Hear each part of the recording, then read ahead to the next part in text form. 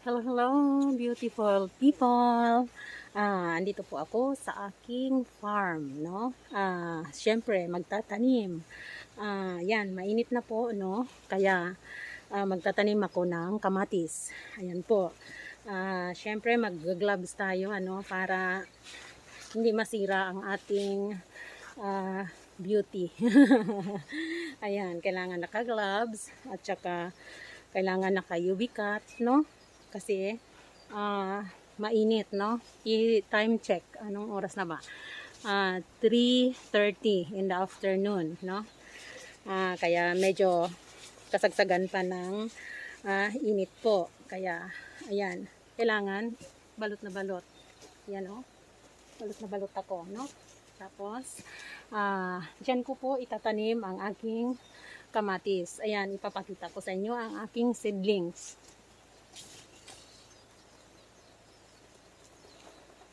Look at this. Ayan po. Kamatis. 6 na kamatis. At saka 1, 2, 3, 4, 5, 6, 7. 7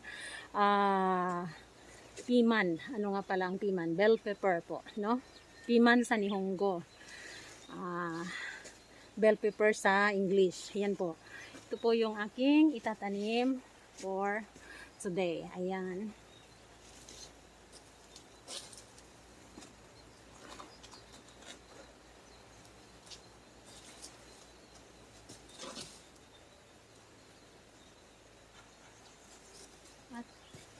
Natutuwa po ako kasi first time, no, magtanim ako ng kamatis na dilaw po.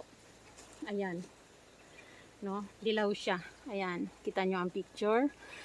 Dilaw siya first time, no. Maganda kasi pag may pula, no, tsaka medyo green pa, tsaka pag may dilaw, maganda tingnan, no, pagka ikaw ay nagpe-plating, ano, sa iyong pagkain. Ayan, yan, tanim tayo.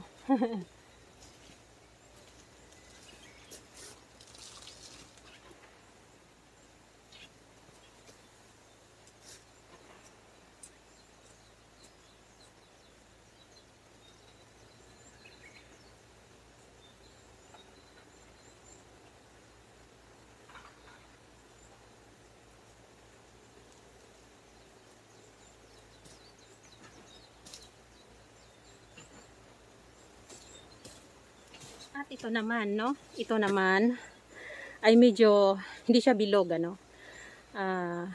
Ano siya, cherry tomato pero hindi siya bilog. So bali, hindi siya cherry. Ang gulo, ano? Yan. Santori, no? Santori. Alam niyo naman po siguro ang Santori na brand, ano?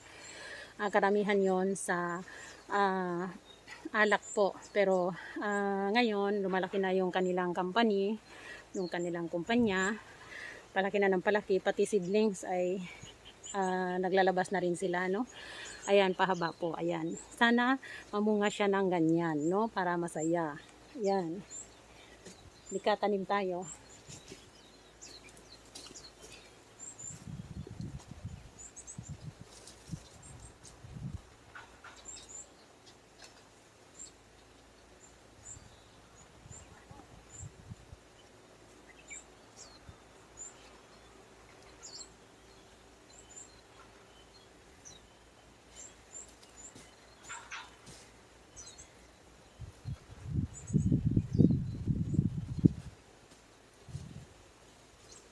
At ito naman ay malalaking kamatis, ano? Wala siyang picture. Pero sa natatandaan ko, hindi sigurado, ano? Sa natatandaan ko ay malalaking kamatis ito. Dalawa itatanim ko po. Ayan.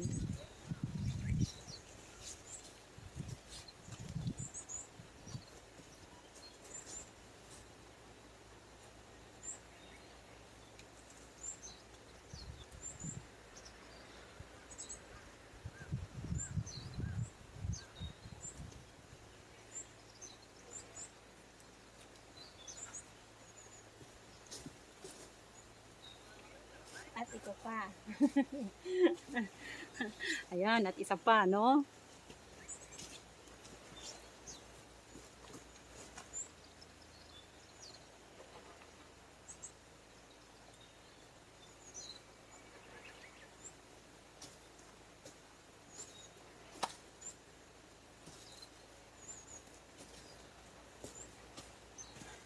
At ito naman yung isang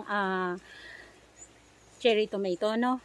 Parang nagulat ako kanina kasi may wati. Mahilig ako sa farm pero natatakot po ako sa wati. Sa Tagalog bulate, sa Bisaya wati. Natatakot po ako talaga. Nagugulat di ako nasasanay,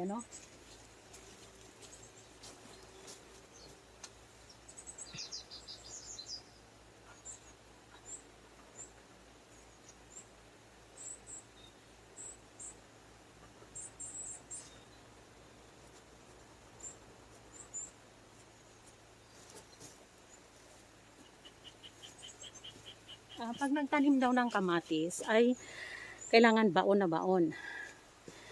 Kaya naman binabaon ko siya hanggang dito. Baon na baon daw dapat. Ayon sa aking pag-aaral po. Ayan.